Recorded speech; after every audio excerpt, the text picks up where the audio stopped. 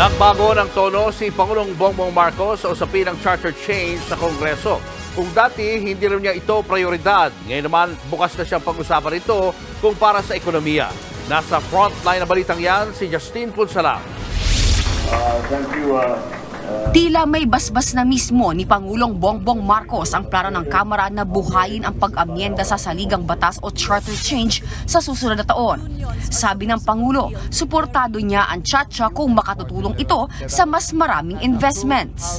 We're just beginning to study because we keep talking about economic provisions that are getting in the way with some of the potential investors. My primary interest is to try and make our country a investment-friendly place.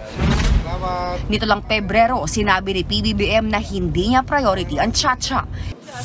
Sabi pa ni Aimee, meron lang daw isang gustong maging Prime Minister kaya porsigidong isulong ang Chacha dahil hindi raw mananalo sa pagka-presidente.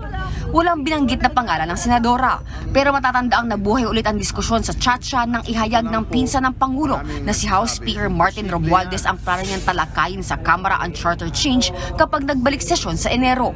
Sa Senado naman, si Senator Robin Padilla ang aktibong nagsulong ulit nito.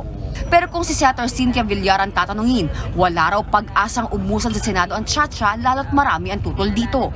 Sensitibong paksa raw ito dahil imposibleng iilang probisyon lang ang babaguhin. Pero halimbawa, binuksan mo ang Constitution, hindi pwede na economic provision na pagbukas mo niyan lahat, tatamaan niya. So, makikita natin, siyempre ang Senado, hindi kami sa charter change kasi hindi naman gusto yan ng ating general public.